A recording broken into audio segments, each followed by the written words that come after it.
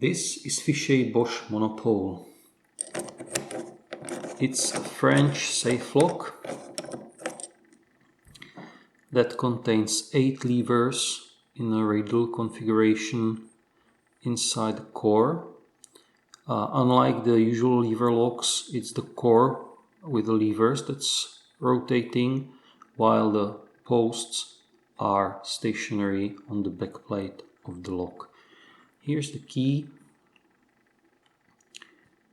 Here you can see on those fins there are some circular cutouts.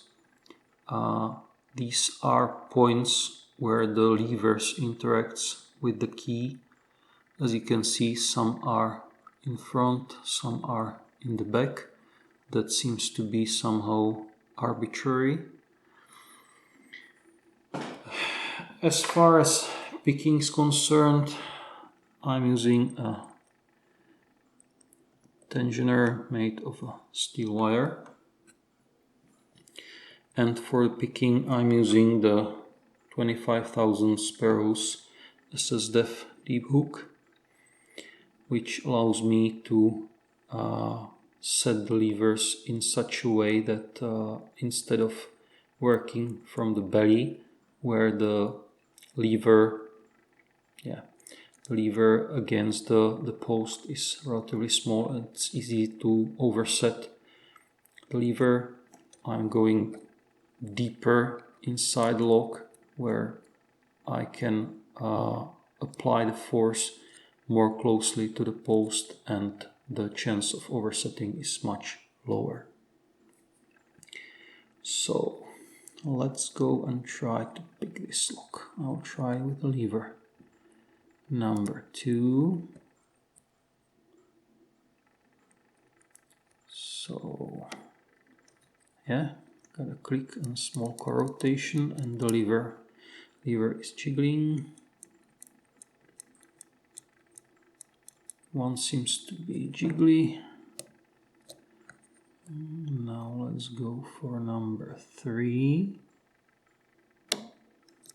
Again, nice click, and it's jiggling just fine. One's still okay. I'll try the lever number 8 now. That was just me slipping off the lever. Yeah, nice click, and it's jiggly. Rechecking the 1 and it's jiggling, 2 is jiggling, 3 is jiggling. So let's check number 4.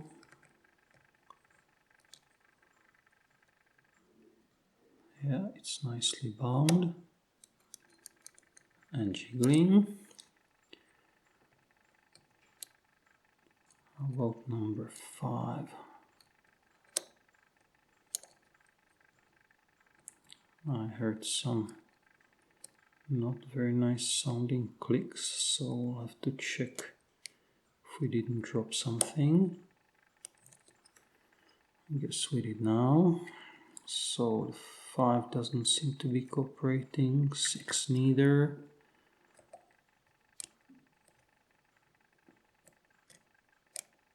Seven seems to be a little bit bound, but not much, so let's recheck. 8 seems to be jiggly.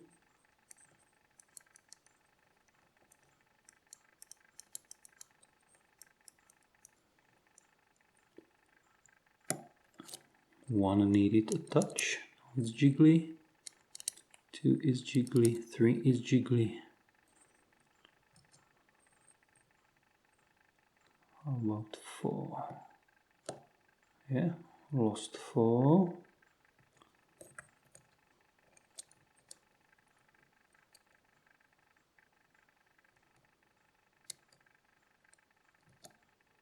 Come on.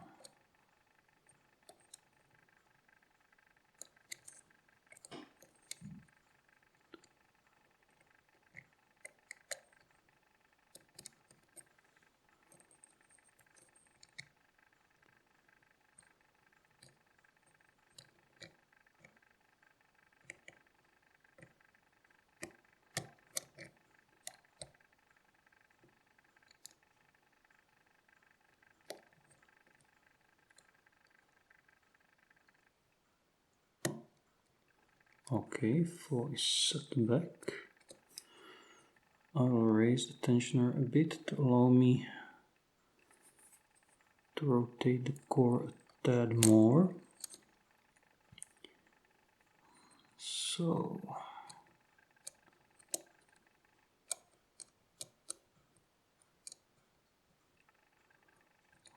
how about 5?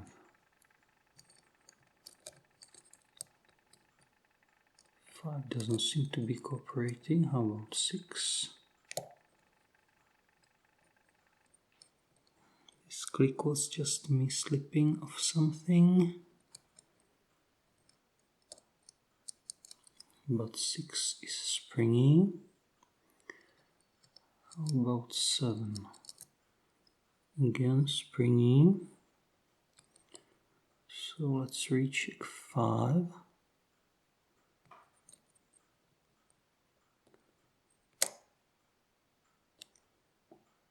That was just number 7 springing up. Come on.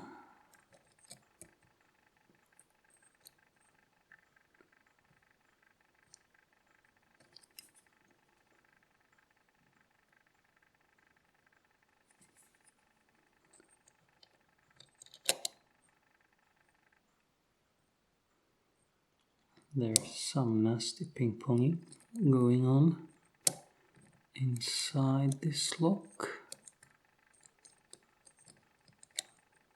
Interestingly enough, it's not usually the case. So this behavior is a bit new to me.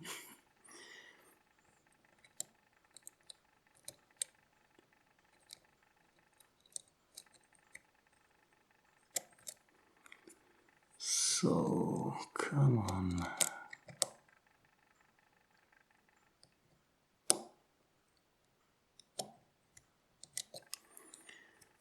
Number 8. Springy. 1 springy. 2 springy. 3 springy.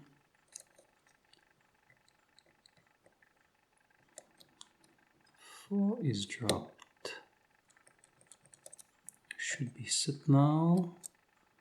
So let's see if it helps now. Come on. Okay, so it's number 4. It's constantly dropping.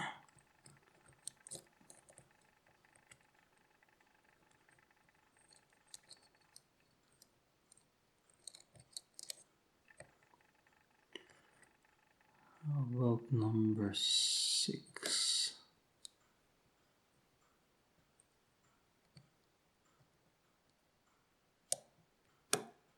Okay, nice click.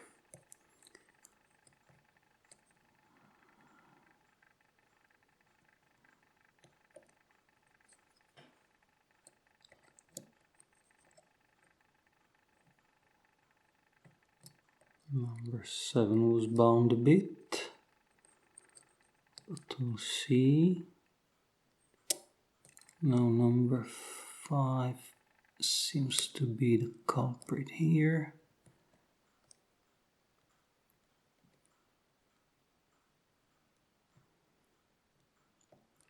That does not want to cooperate. Let's recheck. 1 is springy, 2 is springy, 3 springy, 4 springy. Oh, wow. Sorry, messed up the counting. But it seems again this top lever is down.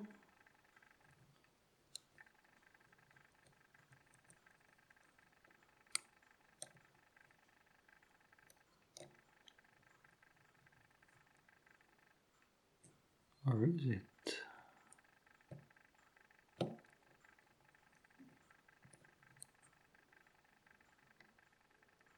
Yeah, seems to be overset somewhere, so 1 springy, 2 springy, 3 springy.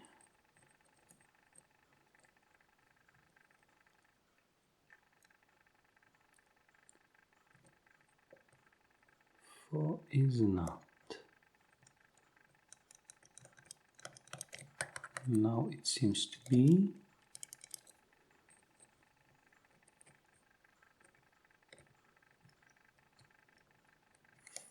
5.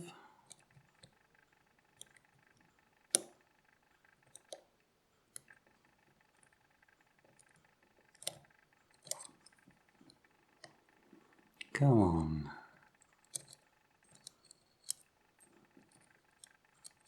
6 is set.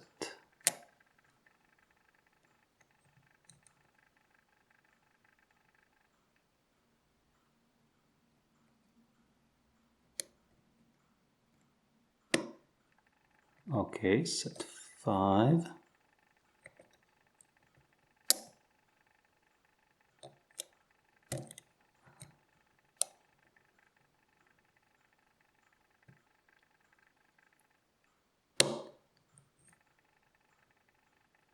Set 4 hopefully, but maybe.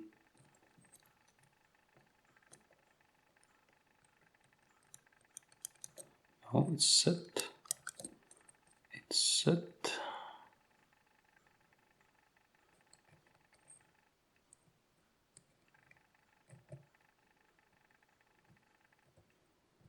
Now 6.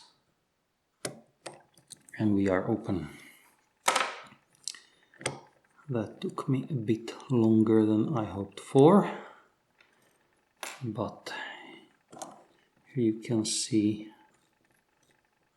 the cam moves much further than it would. And here you see also another behavior of this lock when you move it more than 1/8 of a full circle. It will relock back again. So to do a full 360 you will have to pick it 8 times, or you pick it just once and then you measure the levers, and then you can make up some key that would work with the lock.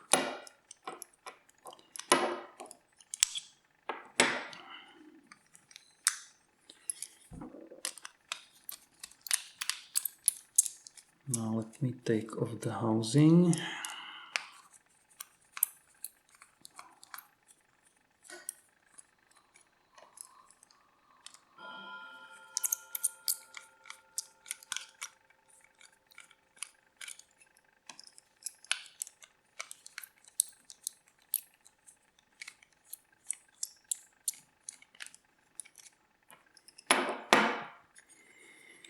So first of all,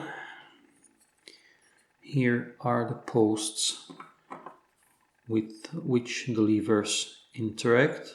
The levers move in this direction, and when this post corresponds with a gate in the lever, the whole core can move around.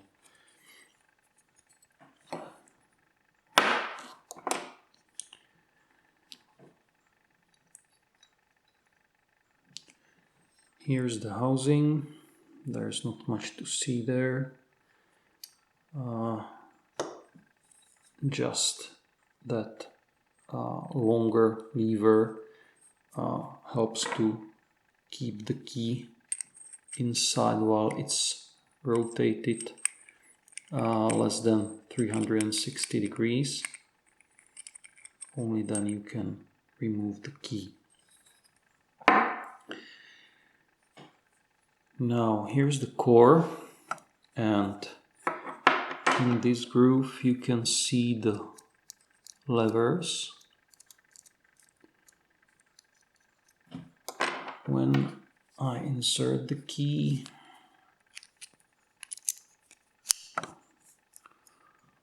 all the levers are moved in such a way that their true gates are all lined up in that groove, and at that point the core is free to rotate.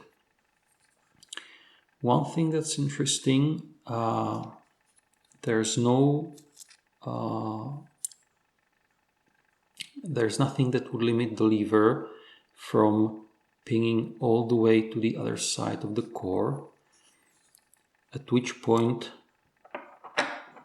it completely disappears from this groove. So when picking this lock, one lever can stay unpicked, untouched, and you'll still be able to rotate the core at least 1/8 of a circle of a rotation. So let me open the core, hopefully in such a way that I'm not going to lose any of the springs that are inside.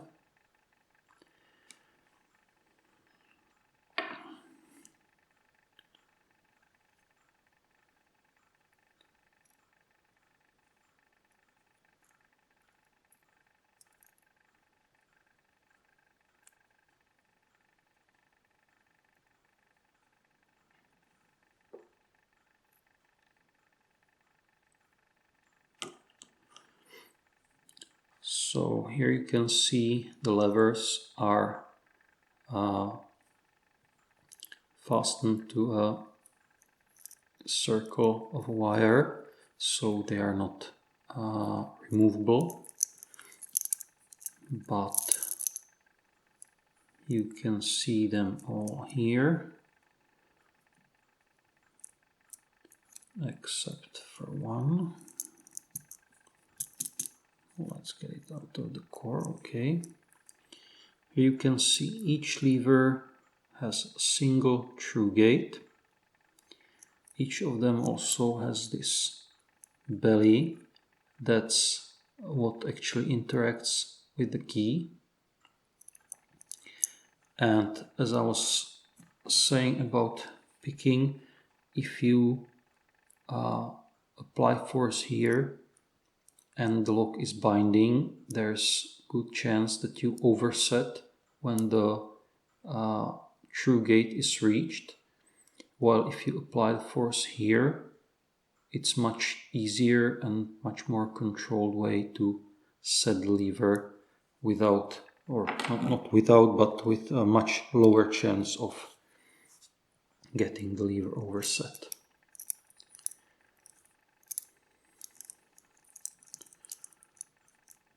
So I'm not sure if a close-up would help much, but let's make one.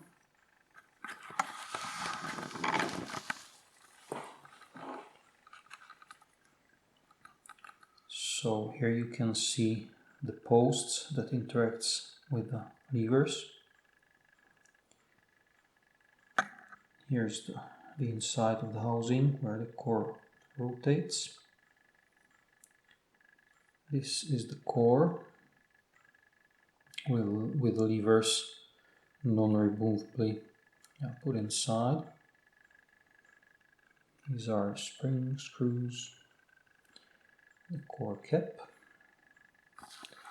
Actually, this core cap has two nice features. The first one is this cut that allows easy reassembly. You put the spring in there and just rotate the cap. Also, there are two, let's say, two knobs that interact or that sit in these holes in the core, and they fix the core cap to the core itself. So that was the Fichet-Bauche Monopole. Thanks for watching and goodbye.